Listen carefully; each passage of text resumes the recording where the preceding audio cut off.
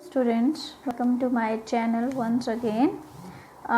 Today we are going to continue the same topic that we have taken tomorrow or in the last video.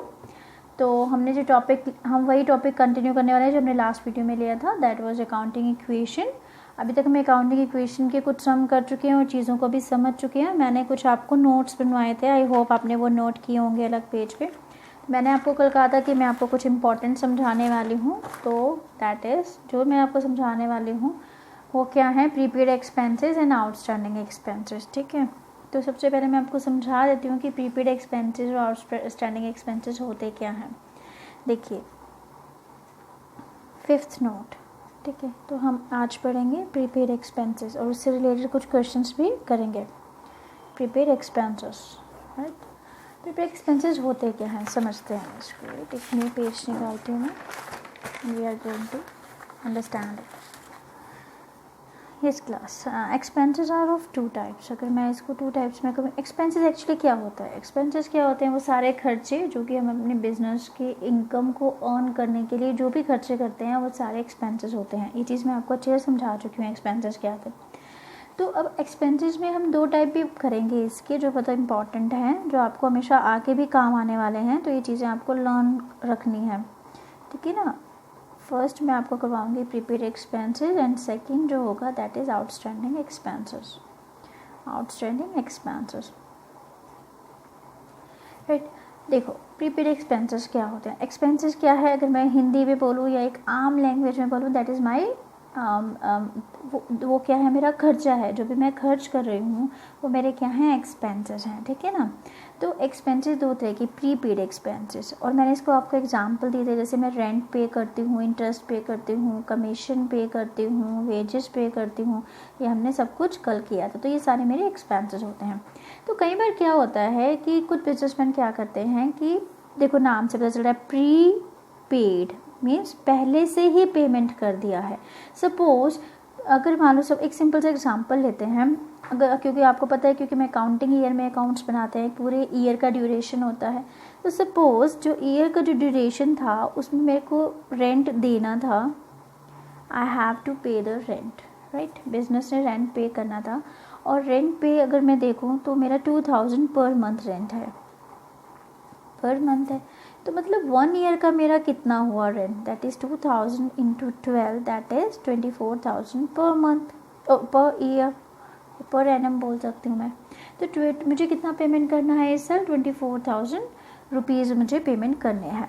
But मैं क्या करती हूँ, बजाय 24,000 के मैं क्या करती हूँ, 28,000 पेमेंट कर देती हूँ. तो मैंने क्या किया, 24,000 पेमेंट करना था, 28,000 पे कर दिया रेंट का. इसका मतलब मैंने जो 4,000 रुपीज़ है वो मैं इसको कह सकती हूँ पेड इन एडवांस, कि मैंने पहले ही पे कर दिया. ये तो मेरे अगले साल से स्टार्ट होना था, लेकिन मैंने क्या किया, इसी साल में उसकी पेमेंट कर दी. पेड इन एडवांस, एडवांस में पे कर दिया, या फिर मैं इसका दूसरा नाम दे दूँ, एडवांस में पे किया तो प्री, पहले से पे कर दिया. जबकि मेरे ड्यू नहीं होते थे ये इस साल, लेकिन मैंने इसको पेमेंट कर दिया. तो उसको हमने क्या किया, प्रीपेड एक्सपेंसेस बोला. तो प्रीपेड एक्सपेंसेस ड्यू नहीं है but I have paid it, मैंने इसको पे कर दिया है. कितना पे किया है, 4,000. वो है रेंट जिसको मैंने पेमेंट कर दिया है पहले से ही. क्योंकि पहले से ही पे कर दिया है तो ये मेरी क्या होती है, एक एसेट होती है. प्रीपेड रेंट क्या है, मेरी एक एसेट होगी. Prepaid rent is my asset, क्योंकि ये तो मैंने पहले से पेमेंट करी है तो मुझे फ़ायदा देगा. ठीक है, तो it is my asset, right.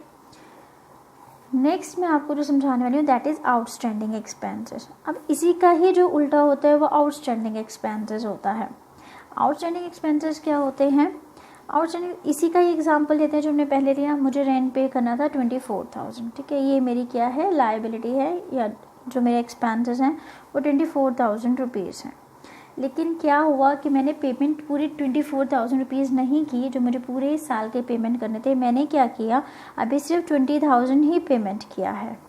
Rent जो मेरे ड्यू थे तो वो मेरे कितने थे, 24,000 पेमेंट करना था. जो मैंने रेंट पे किया है वो मेरा 20,000 मैंने पे कर दिया. इसका मतलब 4,000 मैंने अभी रेंट पे नहीं किया, जबकि वो मेरे ड्यू भी हैं. मेरे ड्यू थे, मुझे पेमेंट करना चाहिए था, मैंने नहीं किया, वो इस साल के ड्यू थे। तो जो चीज़ मेरी पेमेंट की ड्यू होती है लेकिन मैं उसको पेमेंट नहीं कर रही हूँ, तो उतना ही अमाउंट मेरा क्या अमाउंट होता है, आउटस्टैंडिंग होता है। और आउटस्टैंडिंग रेंट हो सकता है, आउटस्टैंडिंग सैलरी हो सकता है, आउटस्टैंडिंग कमीशन हो सकता है, कुछ भी हो सकता है। तो एक बार फिर से समझेंगे, प्रीपेड एक्सपेंसेस वो एक्सपेंसेस होते हैं जो मैंने टाइम से पहले ही पे कर दिए हैं, मेरे ड्यू नहीं थे लेकिन मैंने उसको पहले ही पेमेंट कर दिया है। क्योंकि मैंने पहले से ही पेमेंट कर दिया है तो ये मेरी एक एसेट है। देन आउटस्टैंडिंग एक्सपेंसेस वो एक्सपेंसेस है जो मेरे ड्यू थे, मुझे पेमेंट करने थे बट मैंने उसको पेमेंट नहीं किया है इस साल, तो मैंने उसको पेमेंट कब करूँगी, अगले साल करूँ, कभी भी करूँ, बट मेरे ड्यू तो इस साल के थे, मैंने उसको पेमेंट नहीं किया है, तो उसको मैं आउटस्टैंडिंग एक्सपेंसेस बोलूँगी। और आउटस्टैंडिंग एक्सपेंसेस ड्यू हैं बट पेमेंट नहीं किए तो ये मेरी एक लायबिलिटी है, क्योंकि कभी ना कभी तो मुझे उसको पेमेंट करना ही है, तो इट इज़ माई लायबिलिटी। तो ये मेरी क्या हो जाएगी, लायबिलिटी हो जाएगी। अब आई थिंक आपको ये कंसेप्ट समझ आ गया है, प्रीपेड एक्सपेंसेस क्या होता है और आउटस्टैंडिंग एक्सपेंसेस क्या होता है, राइट। अब हम आपसे अपने नोट्स में जाएंगे और नोट्स में लिखेंगे कि हम इसको कैसे अकाउंटिंग इक्वेशन में डील करते हैं। देखो, प्रीपेड एक्सपेंसेस हमने पहले से ही पेमेंट कर दिए हैं, तो अगर आप पेमेंट कर दिए हैं तो इसका मतलब आपके कैश क्या हो जाएगा, कम हो जाएगा, क्योंकि आपने पे कर दिए हैं। तो इसमें फर्स्ट जो मेरा इफेक्ट पड़ेगा वो क्या होगा कि कैश में क्या हो जाएगा, डिक्रीज़ हो जाएगा। कैश मेरा क्या हो जाएगा, डिक्रीज़ हो जाएगा, क्योंकि आपने क्या कर दिया है, पेमेंट कर दिया है। और दूसरा, क्योंकि मैंने अभी आपको बताया इट इज़ माई एसेट, ये मेरी एक एसेट है, तो मैं क्या करूँगी, जैसे आप फर्नीचर का, स्टॉक का अलग से कॉलम बनाते थे, ऐसे ही आप प्रीपेड एक्सपेंसेस का अलग से कॉलम बनाएंगे। प्रीपेड एक्सपेंसेस कुछ भी हो सकता है, जैसे प्रीपेड रेंट है तो रेंट लिखूंगी, वेजेस है तो वेजेस लिखूंगी। तो इसका क्या करेंगे, आप एक अलग से कॉलम बनाएंगे, और लाइक जैसे दूसरी एसेट्स को अलग अलग दिखाते हैं वैसे ही आप इसका भी एक अलग से कॉलम क्या कर देंगे, क्रिएट कर देंगे, किसमें, एसेट्स में क्रिएट कर देंगे। तो ये प्रीपेड एक्सपेंसेस को हम इस तरह से डील करेंगे। अगर आप इसको मैं एक लाइन में एक्सप्लेन करूँ तो मैं कह सकती हूँ कि prepaid expenses are those expenses which has been paid in advance, हमने उसको एडवांस में पे कर दिया है, पेड इन एडवांस, राइट। और इसके साथ हम कैसे डील करने वाले हैं अपनी अकाउंटिंग इक्वेशन में, कैश को डिक्रीज करेंगे और एसेट्स में ही प्रीपेड एक्सपेंसेस का एक अलग कॉलम बनाएंगे और उसको लिखेंगे, ठीक है। Next I am going to tell you outstanding expenses, ठीक है। आउटस्टैंडिंग एक्सपेंसेस अभी मैंने आपको समझा दिया है, ड्यू है पर मैंने उसको पेमेंट नहीं किया, that are called outstanding expenses. और मैं इसको एक लाइन में डिफाइन करूँ कि outstanding expenses are those expenses that has been incurred हो चुके हैं, वो मेरे पे ड्यू हो चुके हैं, या फिर मैं कह सकती हूँ has been incurred on me और due on me but has not been paid, लेकिन मैंने उसको अभी तक पेमेंट नहीं किया है, but has not been paid yet,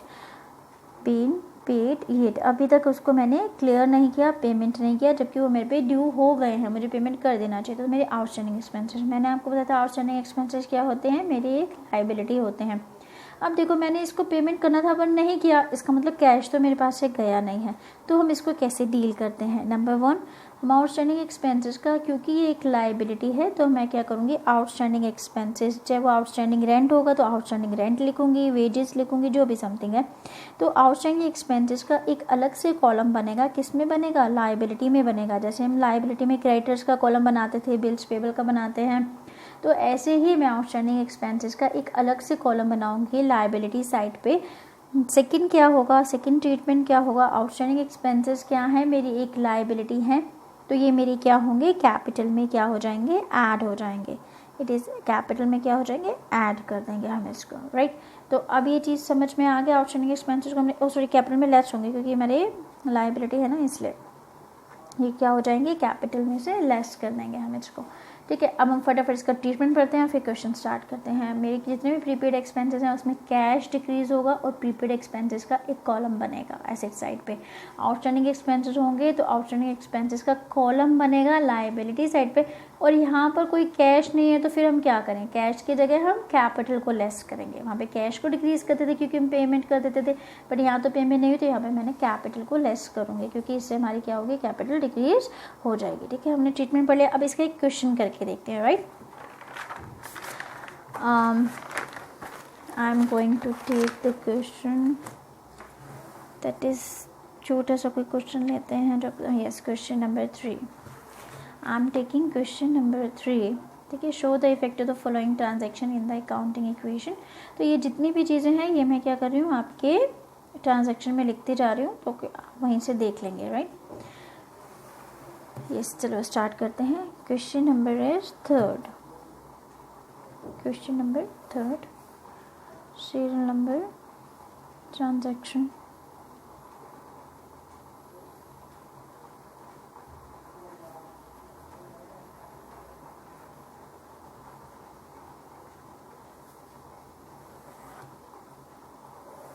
You have to use the scale for preparing it. This is my format, right? I shouldn't write it slide. यहाँ से काट देती हूँ, यहाँ पे मैं लिखती हूँ अकाउंटिंग इक्वेशन। जब हम स्टार्ट करते हैं तो you have to write accounting equation, right. अब स्टार्ट करते हैं। Number first, started business with cash. मैं यहाँ पर लिख रही हूँ स्टार्टेड बिजनेस विद कैश। ये आपको क्रैम हो गया होगा अब तक तो। With cash rupees 50,000। हम क्या करेंगे, कैश यहाँ पर 50,000, ऐसे ही कैपिटल में मेरे 50,000 रुपीज़ हो जाएंगे। नेक्स्ट माई सेकेंड ट्रांजेक्शन से सैलरीज पेड रुपीज़ 2,000। पता है आपको, ये मैं करा चुकी हूँ। एक्सपेंसेस जो हैं सैलरी पेड, तो एक तो पे किया है तो मेरा कैश डिक्रीज़ हो जाएगा 2,000 रुपीज़, और किसी भी तरह का कोई भी एक्सपेंस हो वो आपके कैपिटल को भी क्या कर देता है, डिक्रीज़ कर देता है। तो यहाँ पे भी क्या हो जाएगा, माइनस हो जाएगा। तो हम न्यू इक्वेशन काउंट करेंगे। न्यू इक्वेशन 48,000 रुपीज़ और इक्वल टू लाइबिलिटी कुछ नहीं है मेरे पास, और कैपिटल कितना है, 48,000 rupees, right. Next third equation, wages outstanding rupees, wages outstanding आप पूरा लिख सकते हैं, आउटस्टैंडिंग रुपीज़ 200। 200 रुपये वेजेस आउटस्टैंडिंग है। अभी मैंने आपको बताया था कैसे ट्रीट करेंगे। हमने इसको पेमेंट नहीं किया है तो ये मेरी एक लाइबिलिटी है, तो मैं यहाँ पर लिख देती हूँ आउटस्टैंडिंग वेजेस। इसका एक अलग से कॉलम बनेगा। तो वेजेस आउटस्टैंडिंग कितना है, 200 रुपीज़। दूसरा मैंने आपको बताया था कि हम क्या करेंगे, कैपिटल में से उसको माइनस करेंगे। तो यहाँ पर मैं कैपिटल में से उसको 200 रुपीज़ माइनस कर रही हूँ, राइट। तो यहाँ पर कैश में तो कोई चेंजेस नहीं है। तो मेरी जो न्यू इक्वेशन होगी that is 48,200 rupees my outstanding expenses, और ये मेरी 47,800 रुपीज़ आ जाएगा, 47,800। Next, interest due but not paid rupees 100। Interest due but not paid, अभी मैंने आपको ये लाइन लिखवाई थी, किस में लिखवाई थी, आउटस्टैंडिंग में, कि चीज़ें ड्यू हैं लेकिन हमने उसको पेमेंट नहीं किया है। तो जो चीज़ें ड्यू हैं बट पेमेंट नहीं किया वही तो आउटस्टैंडिंग एक्सपेंसेस होते हैं।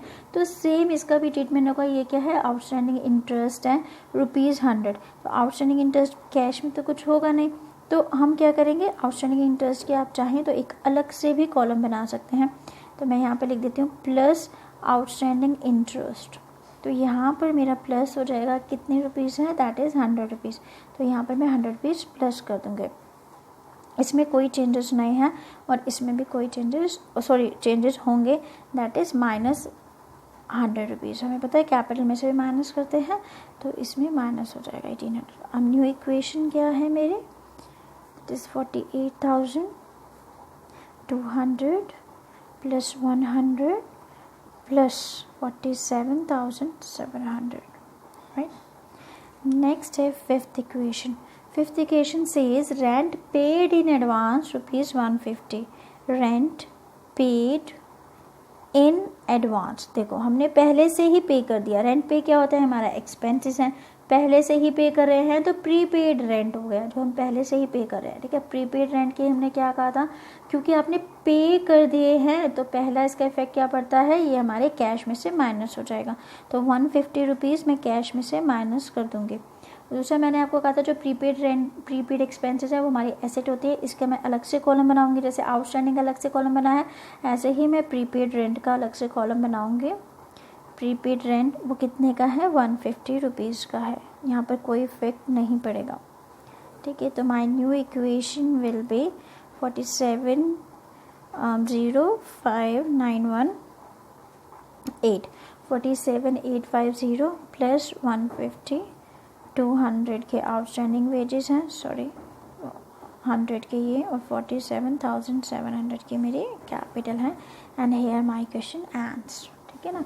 तो यहाँ पर हमने क्या सीखा, आउटस्टैंडिंग वेजेस और आउटस्टैंडिंग इंटरेस्ट, और हमने जो प्रीपेड रेंट है उसको हमने कैसे करना है एडजस्ट वो करना सीखा। ध्यान रखेंगे वर्डिंग चेंज हो जाती है, जैसे इंटरेस्ट ड्यू, पर आपका कंसेप्ट क्लियर है, आपको चीज़ें पता है, तो फिर आपके लिए कोई प्रॉब्लम नहीं होगी, ये चीज़ हम कर चुके हैं, ठीक है ना। तो इंटरेस्ट आपके लिए ड्यू है लेकिन आपने पे नहीं किया तो आउटस्टैंडिंग होगा, और जो आप एडवांस में पे कर देते हैं वो प्रीपेड होगा, राइट। तो अब हम एक क्वेश्चन ऐसा और ले लेते हैं जो कि ताकि आपको ये कंसेप्ट क्लियर हो जाए।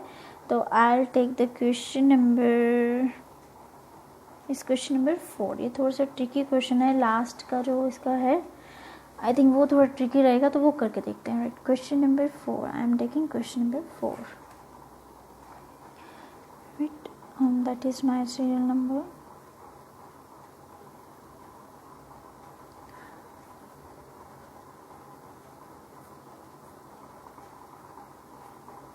जहाँ पर मुझे लगेगा कि कुछ नया है किसी भी ट्रांजैक्शन में तो मैं वो क्वेश्चन आपको करवा दूँगी, बाकी सारे क्वेश्चन आप कर सकते हैं, राइट। जहाँ पर मुझे लगेगा कि ये चीज़ आपके लिए थोड़ा डिफ़िकल्ट पड़ेगा तो उस चीज़ को मैं ले लूँगी। Transaction, right. My fourth question says Harish started business with cash rupees 18,000. First, Harish started business with cash, ठीक है, मैं शॉर्ट फॉर्म में लिख रही हूँ ताकि टाइम वेस्ट ना हो आपका। उसने कैश बिजनेस स्टार्ट किया 18,000 से, तो कैश 18,000 नेचुरली ये कैपिटल भी है हमारी। My second equation says purchase goods for cash 5,000 and on credit 2,000.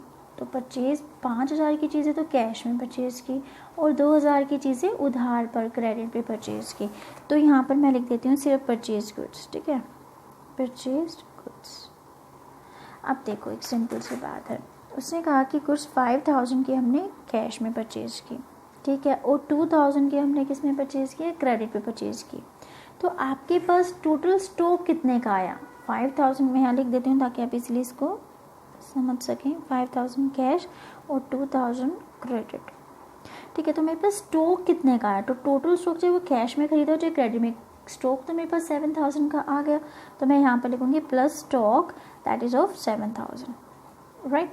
अब देखो जितने कैश में आपने खरीदी होंगी तो उतना कैश आपके पास से चला गया, तो मेरे पास से कैश कितना चला गया, 5,000 रुपीज़। तो 5,000 यहाँ पर मैं माइनस कर दूँगी, और मैं जितना क्रेडिट परचेज़, याद आ रहा है क्रेडिट परचेज़ से क्या भरते हैं, क्रेडिटर्स भरते हैं, क्रेडिटर्स हमारे लायबिलिटी होते हैं। तो यहाँ पर मैं लिखूँगी दैट इज़ क्रेडिटर्स इंक्रीज़ हो गए हैं, क्रेडिटर्स कितने से इंक्रीज़ हो गए, 2,000 से इंक्रीज़ हो गए, तो यहाँ पे मेरे 2,000 से क्रेडिटर्स इंक्रीज़ हो जाएंगे, ठीक है, प्लस इस पर कोई इफेक्ट नहीं है। तो my new equation will be, अब उसने क्या किया, इन दोनों को आपको प्लस करके दे दिया, ठीक है, तो उसको हम इसी हिसाब से डील करेंगे। तो यहाँ पे 13,000 प्लस 7,000,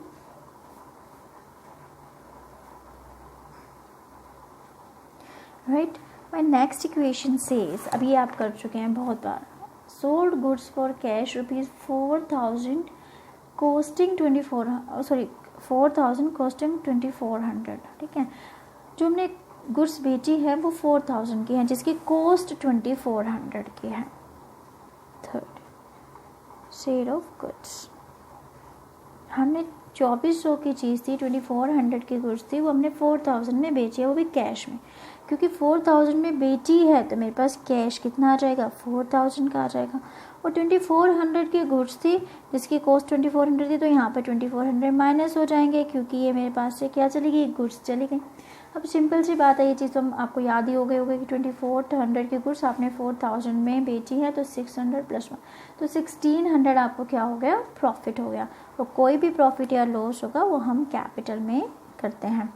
तो यहाँ पर मैं क्या करूँगी, 6 and 1 1,600 का प्रॉफिट हुआ, तो मैं यहाँ पर क्या कर दूँगी, ऐड कर दूँगी, right. My new equation will be that is 17,000 plus 4,600, 2,000 plus 19,600, right. And now my fourth transaction says, ध्यान से पढ़ेंगे इसको। Fourth transaction says rent paid 1000, rent outstanding 200, ठीक है। तो रेंट पेड 1000, वैसे आप यहाँ पे rent paid and rent outstanding भी लिख सकते हैं, पर मैं यहाँ पे अमाउंट इसलिए लिख रही हूँ ताकि आपको ये चीज़ें समझ में आ जाए। तो आउटस्टैंडिंग 200, ये लिखने की ज़रूरत नहीं होती, ठीक है। तो 1000 एंड 200 रुपीज़। तो अब सिंपल सी बात है, इसका कैसे ट्रांजेक्शन होगा। आपने रेंट पे किया है 1000, तो हम कोई भी एक्सपेंस पे करते हैं हमें पता है वो क्या होता है, मैं यहाँ पर लिखती हूँ। तो कोई भी चीज़ आप पे करते हैं, एक्सपेंस पे करते हैं, तो वो क्या होता है, क्योंकि पे किया है आपने तो आपके कैश में से क्या चला जाएगा, 1000 सब्ट्रैक्ट हो जाएगा क्योंकि आपने पे कर दिया है। और दूसरा आप क्या करते थे कि आप जो भी एक्सपेंसेस होता था वो आपके कैपिटल में से माइनस हो जाता था। तो ठीक है, मैं कैपिटल में से भी 1000 माइनस कर देती हूँ, ठीक है। तो ये मैंने रेंट पेड का कर लिया। अब रेंट आउटस्टैंडिंग का क्या ट्रीटमेंट होता था, रेंट आउटस्टैंडिंग के लिए एक नया कॉलम बनता था रेंट आउटस्टैंडिंग का, ठीक है ना। तो रेंट आउटस्टैंडिंग का एक नया कॉलम बनेगा कितना, 200 का। और दूसरा हम क्या करते थे, कैपिटल में से इसको भी लेस कर देते थे, तो कैपिटल में से 200 रुपीज़ क्या हो जाएंगे, लेस हो जाएंगे। और जब मैं इसको इकट्ठा मिला के देखती हूँ तो मैं ये कह सकती हूँ कि कैश में से 1000 लेस, ठीक है। तो यहाँ पर कैश में से मैंने 1000 लेस कर दिया। उसके बाद कैपिटल में 1000 भी माइनस करना है, 200 भी माइनस करना है, तो क्यों ना मैं 1200 माइनस कर दूं। तो मैंने इसमें से 1200 माइनस कर दिया, राइट। ये दोनों हो गए। अब मेरा यहाँ पे क्या रह गया, दैट इज़ रेंट आउटस्टैंडिंग का एक कॉलम बनता है, ठीक है। तो ठीक है, मैं यहाँ पर एक रेंट आउटस्टैंडिंग का एक कॉलम बना देती हूँ। रेंट आउटस्टैंडिंग का कितना, 200 रुपीज़ है। तो यहाँ पर मैं क्या करती हूँ, +200 कर देती हूँ, राइट। अब जो मेरी न्यू इक्वेशन होगी वो क्या होगी, न्यू इक्वेशन 16,000 + 4600, 2000 के क्रेडिटर्स हैं, 200 के आउटस्टैंडिंग रेंट है, एंड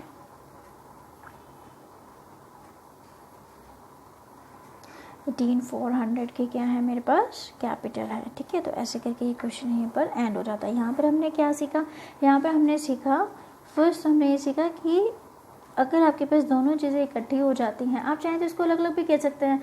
जब फर्स्ट रेंट पे का बना दीजिए, इसी का सेकंड पार्ट बना दिए रेंट आउटस्टैंडिंग का, और अलग अलग कर दीजिए। मैंने क्या किया, मैंने दोनों के इफ़ेक्ट लिखे और दोनों के इफ़ेक्ट के हिसाब से एक ही ट्रांजेक्शन में इसको एडजस्ट कर दिया। तो इट्स ऑन यू कि अगर आप चाहें तो आप अलग अलग भी इसको एडजस्ट कर सकते हैं, राइट। तो ये क्वेश्चन हमने कर लिया। अब next I am going to make you understand some important topic, and बहुत important topic है, that is my income, right।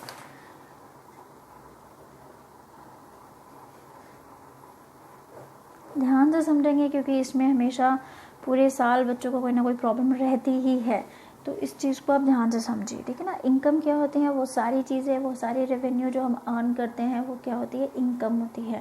मैं इसको रेवेन्यू का नाम भी देती हूँ, ठीक है। रेवेन्यू हम समझ चुके हैं ये क्या होता है।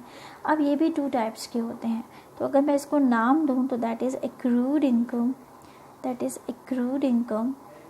And second is received in advance income, received in advance income. अब देखो ध्यान से समझना, तो एक्रूड इनकम क्या होता है, एक्रूड इनकम वो इनकम होती है, देखो जो मैंने अर्न कर ली है लेकिन अभी तक मुझे मिली नहीं है। वो देखो एक्सपेंसेस अलग था, एक्सपेंसेस तो खर्चा होता था ना, वो प्रीपेड और आउटस्टैंडिंग होते थे। इनकम का मतलब है जो मैं अर्न कर रही हूँ वो मेरी इनकम है। तो इनकम क्या होती है, एक्रूड इनकम होती है। एक्रूड इनकम क्या होती है कि मैंने वो चीज़ अर्न कर ली है। अर्न करने का मतलब ये है कि मैंने उसके से रिलेटेड काम करके दे दिया है, लेकिन वो अभी तक इनकम मुझे मिली नहीं है। जैसे एक सपोज आप एक सिचुएशन देखते हैं, जैसे सपोज़ मुझे किसी ने काम दिया था कि येस आप मुझे ये काम करके फ़र्नीचर प्रिपेयर करके भेज दीजिए। तो मैंने क्या किया, फ़र्नीचर प्रिपेयर करके भेज दिया। अब उसने मुझे पैसे नहीं दिए उसके, अब उसने मुझे पैसे नहीं दिए हैं तो वो क्या, ये तो चलो फर्नीचर का हम नहीं लेते, किसी एक्सपेंसेस का ले लेते हैं, ठीक है। एक्सपेंसेस में सपोज़ अब यहाँ पर मेरी इनकम को ध्यान में रखना, मैं उससे भी ईजीएस्ट एग्जांपल ले रही हूँ, तो आप मेरी इनकम को ध्यान में रखना। अब मैंने क्या कर रखा है, मेरे बिजनेस ने, हमारे पास एक बिल्डिंग थी वो हमने रेंट पे दे रखी थी, ठीक है। तो वहाँ से मुझे रेंट रिसीव होता था। बट वही चीज़ मैं एग्जांपल लेती हूँ कि रेंट रिसीव होता था तो मैंने 1,000 रुपीज़ रेंट रिसीव करना था पर मंथ, और 12 मंथ्स का हो गया 12,000 पर मंथ। लेकिन क्या हुआ, जो वहाँ पर रहता था, बिल्डिंग पे रेंट में रहता था, उसने मुझे सिर्फ 10,000 रुपीज़ दिए हैं इस साल उसके कितने बनते थे 12,000, लेकिन उसने मुझे 10,000 रुपीज़ दी। इसका मतलब 2,000 वो इनकम है जो कि मैंने अर्न कर ली है, ये मेरा हिस्सा बनता है, ये मेरा राइट है, ये 2,000 इनकम जो है। लेकिन वो मैंने अभी कैश में रिसीव नहीं की क्योंकि उसने मुझे नहीं दिया, लेकिन वो मेरी इसी साल की इनकम है। तो मैं इसको क्या कहूँगी, एक्रूड इनकम। ये मेरी क्या है, एक्रूड इनकम है। वो इनकम जो मैंने अर्न कर ली है, जो मेरी बनती है, जो मेरा राइट है, बट मैंने कैश में रिसीव नहीं की है, वो मेरी एक्रूड इनकम। क्योंकि ये मेरी इनकम है तो इसीलिए एक्रूड इनकम है, और जो मेरी एक राइट है, मुझे मिलेगा कभी ना कभी, तो ये मेरी क्या होती है, एक एसेट होती है। एक्रूड इनकम क्या है, हमेशा एसेट ही होती है। तो मैं रिसीव्ड इन एडवांस का देखेंगे। ये आपको नाम से ही पता चल रहा है, इसमें ज़्यादा समझाने की ज़रूरत नहीं है। Received in advance income. अब क्या होता है, यही जो रह रहा है, जो टेनेंट है, जो ये रेंट पे रह रहा है पर्सन, ये क्या कहता है, आपको बनता तो 12,000 है, ऐसा है मैं आपको 14,000 रुपीज़ दे देता हूँ। मेरे जो मैंने अर्न किया है, जो मेरी इनकम बनती है, वो बनती है 12,000 रुपीज़। लेकिन वो जो मुझे क्या कर देता है, मैं जो रिसीव करती हूँ उससे, वो कहता है ठीक है आप मेरे से 14,000 रुपीज़ ले लीजिए, ठीक है। तो इस साल की तो नहीं है, अब इसमें से जो 2,000 रुपये हैं वो इस साल के तो नहीं है। तो अब क्या होगा, ये 2,000 एक ऐसी इनकम है जो कि मैंने अर्न नहीं की है, आई हैवंट अर्न, इसमें मेरा कोई राइट नहीं है, लेकिन मुझे ये कैश में रिसीव हो गए हैं। उसने मुझे 2,000 रुपीज़ पहले से ही पेमेंट कर दिया है। तो रेंट रिसीव्ड इन एडवांस। तो अब जो भी चीज़ें रिसीव्ड इन एडवांस, हालांकि ये मेरी इनकम नहीं है, लेकिन फिर भी मुझे पहले से रिसीव हुआ है। तो कोई भी चीज़ आपको जो एडवांस में रिसीव होती है लेकिन आपने उसके लिए कोई काम नहीं किया अभी तक, वो हमेशा आपकी क्या होती है, लायबिलिटी होती है। ठीक है, ये चीज़ समझ में आ गया कि ये हमारी एसेट होती है एक्रूड इनकम। एक्रूड इनकम वो इनकम कि जो हमने अर्न कर ली है, जिसमें हमारा राइट है, लेकिन हमने कैश में रिसीव नहीं किया, तो ये हमारी एसेट है, ये कभी ना कभी तो मिलेगी। और जो रिसीव इन एडवांस इनकम, जो हमने एडवांस में रिसीव कर लिया लेकिन हमने उसके लिए कोई काम करके नहीं दिया, मतलब हमने इसको अर्न नहीं किया है, वो कोई ड्यू नहीं है, बट हम उसको कैश में रिसीव कर रहे हैं, तो ये मेरी एक लाइबिलिटी है। और क्यों लाइबिलिटी है, एग्जाम्पल में समझो, हो सकता है वो टेनेंट अगले साल चला जाए, तो मुझे 2,000 रुपीज़ तो मेरी लाइबिलिटी है ना, मुझे वापस करनी पड़ेगी ना, तो इस साल की तो नहीं थी ये 2,000 रुपीज़। तो इस तरह से हम समझ सकते हैं कि ये हमारी क्या होती है, लाइबिलिटी है। अब चलो हम इसका ट्रीटमेंट पढ़ते हैं। वापस अपने नोट्स वाला पेज निकालेंगे और नोट्स वाले पेज पे लिखेंगे, राइट। माई 7th नोटिस। अगर आप ये नोट्स बना लेते हैं तो आप जब अकाउंटिंग क्वेश्चन करने बैठेंगे तो आपको ज़रूरत ही नहीं है पूरा चैप्टर पढ़ने की, राइट। तो आप नोट्स पढ़िए और बस खत्म इसका काम। Then accrued income. Accrued income क्या होती है, इसको हम लिख देते हैं, ठीक है। एक मुझे एक लाइन में इसको एक्सप्लेन करना पड़े तो that income that has been earned but has yet to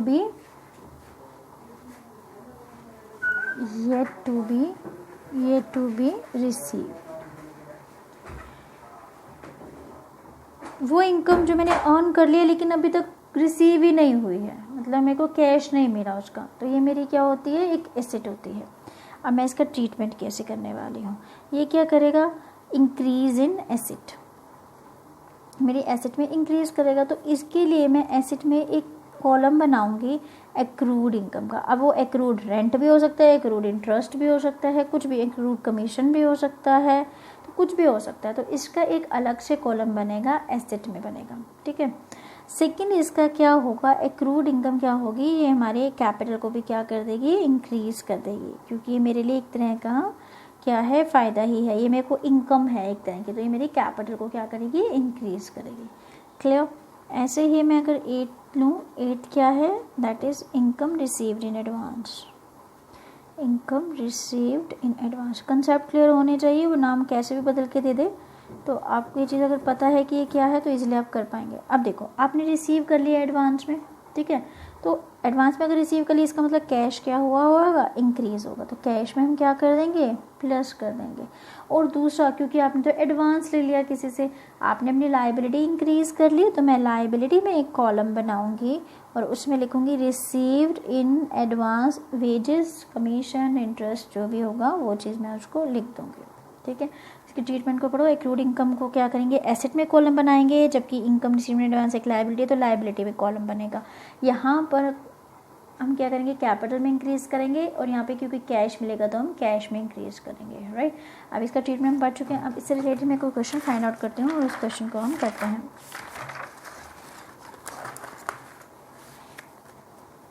तो I will do the question number 11, it will be perfect for you. Question number 11, इसमें है सारी चीज़ें, देखिए। Question number 11 says show the effective business following transaction on asset जो भी है, also prepare balance sheet. Very good, यहाँ पे अब बैलेंस शीट पे आ गया, तो मैं आपको बैलेंस शीट बनाना भी सिखा देती हूँ। ठीक है, सबसे पहले स्टार्टेड बिजनेस विद कैश, चलिए इसके बाद बैलेंस शीट भी बनाएंगे, तो इसको स्टार्ट कर लेते हैं, right.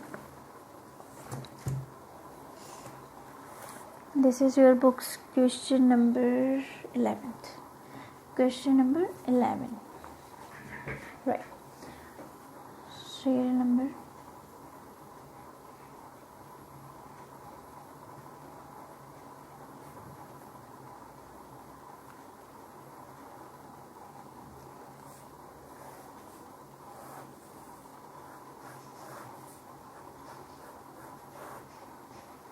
right, my first transaction is started business with cash 60,000। ठीक है, ये आपको started business with cash, my first transaction पूरी तरह से नहीं लिख रही हूँ, आपको पता चली गया स्टार्टेड बिजनेस विद कैश, कैसे स्टार्ट किया है और कितने कैश से स्टार्ट किया है, दैट इज़ 60,000 रुपीज़। तो यहाँ पर मैं लिख देती हूँ स्टार्टेड बिजनेस विद कैश। ठीक है, उसके बाद यहाँ पर 60,000 capital, right. My next is rent received rupees 2,000 rupees. ठीक है, rent receive, rent is a income, so my second transaction rent received 2,000 rupees. तो इनकम है, पैसे आपको मिले तो आपकी कैश तो इंक्रीज़ हो गया, राइट। और उसके बाद इनकम हमेशा क्या होती है, कैपिटल में ऐड होती है, तो मैंने यहाँ पर भी ऐड कर दिया। अभी तक लाइबिलिटी में कुछ नहीं आया। हमारा न्यू इक्वेशन होगी 62,000 और यहाँ पर भी 62,000, लाइबिलिटी इज़ नथिंग। ठीक है, नेक्स्ट वो मुझे बोल रहा है एक्रूड, ध्यान से पढ़ेंगे, ये हमारा आएगा जो हमने मेन करना है, एक्रूड इंटरेस्ट रुपीज़ 500। तो एक्रूड इंटरेस्ट है रुपीज़ 500, एक्रूड इंटरेस्ट है रुपीज़ 500।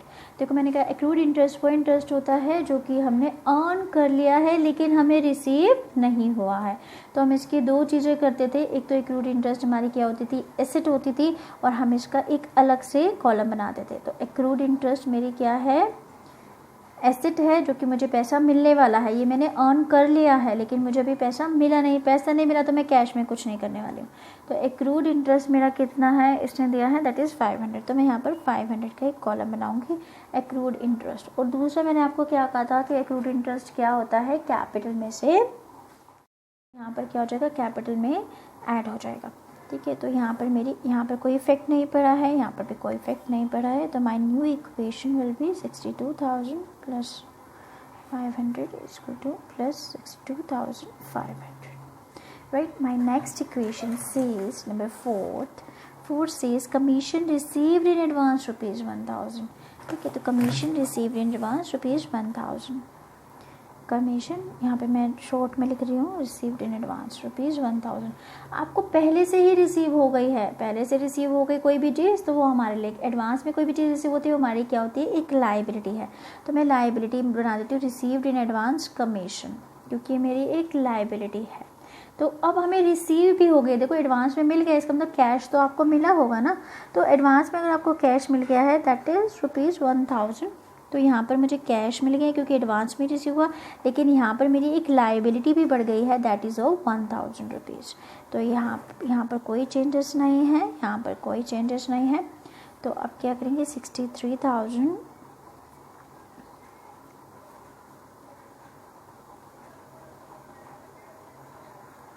राइट। अब नेक्स्ट हम इसका पढ़ते हैं। नेक्स्ट वो क्या कहता है, अमाउंट विड्रॉन रुपीज़ 5000। उसने जो अमाउंट विड्रॉ किया है वो 5000 विड्रॉ किया है।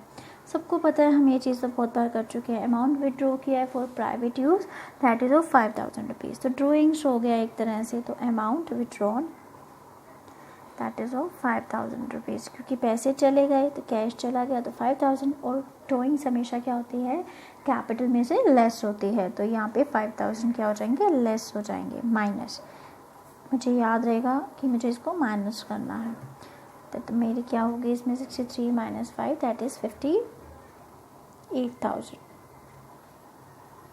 ठीक है, प्लस 500 एंड दैट इज़ 1000। इसमें से 5000 जाएंगे, दैट इज़ 57,500, ठीक है, 57,500। यहाँ पे मेरी न्यू इक्वेशन आ गई है ये, ठीक है। यहाँ पे मेरे क्वेश्चन क्या हो जाता है, कंप्लीट हो जाता है, राइट। अब हम बैलेंस शीट बनाना सीखते हैं, ठीक है। ध्यान से समझेंगे बैलेंस शीट कैसे बनता है। बैलेंस शीट क्या है, balance sheet at the end of the year बनाया जाता है।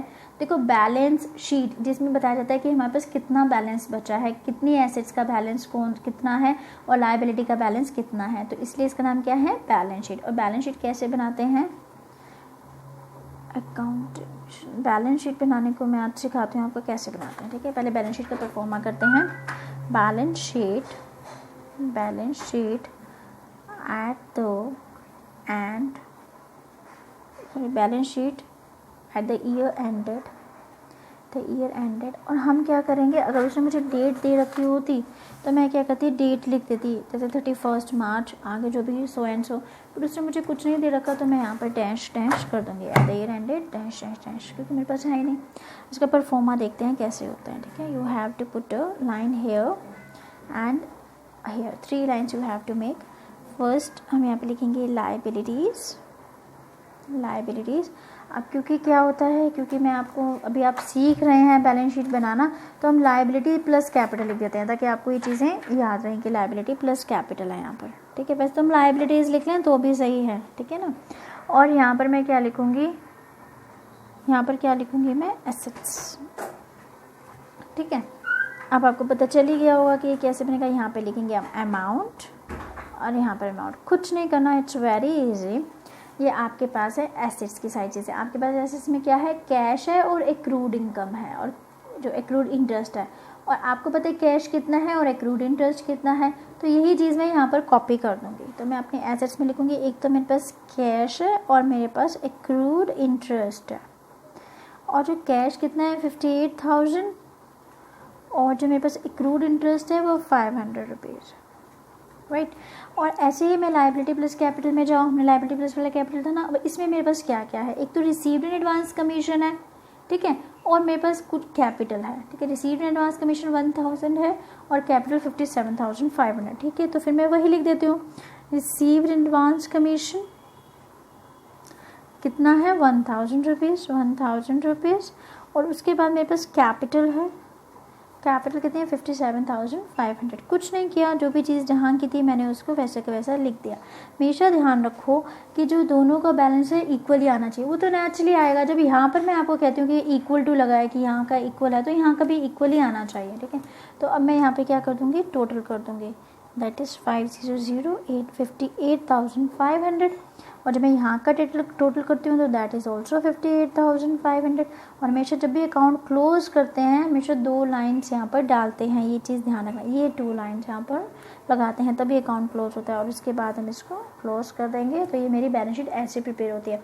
अब जैसे किसी भी सम को ले लेते हैं, अगर बैलेंस शीट इसकी बनानी होती तो मैं क्या लिखती, एसेट साइड पे, एसेट साइड है हमारे यहाँ पर, तो मैं सेम लिख देती, कैश कितने का है इतना, प्रीपेड राइट कितने का है इतना। और जो लायबिलिटी प्लस कैपिटल वाली साइड सेम ऐसे लिख देती कि आउटस्टैंडिंग वेजेस, आउटस्टैंडिंग इंटरेस्ट और कैपिटल है। तो मैं यहाँ पर liability, outstanding wages, outstanding rent और आउटस्टैंडिंग जो भी था कैपिटल था, सॉरी, फिर सेम ऐसे बना के उसको ऐड कर देते हैं। मतलब बैलेंस शीट में आपको सिर्फ वही चीज़ कॉपी कर लेनी होती है जो आप ये सारा कुछ करके आए हैं। इनके जो बैलेंसेज होते हैं वो हम कॉपी कर लेते हैं, ठीक है। और इन दोनों का क्या होना चाहिए, इक्वल होना चाहिए। जब भी अकाउंट क्लोज हो तो आप इसके बाद 2 लाइन्स खींचेंगे, यहाँ पे 2 लाइन्स ज़रूर लगाएंगे, ये चीज़ ध्यान रखना, ठीक है। तो आज हमने बैलेंस शीट बनाना भी सीखा। आज का आई थिंक इम्पॉर्टेंट था वीडियो, जो कि आगे भी आपको काम आने वाला है।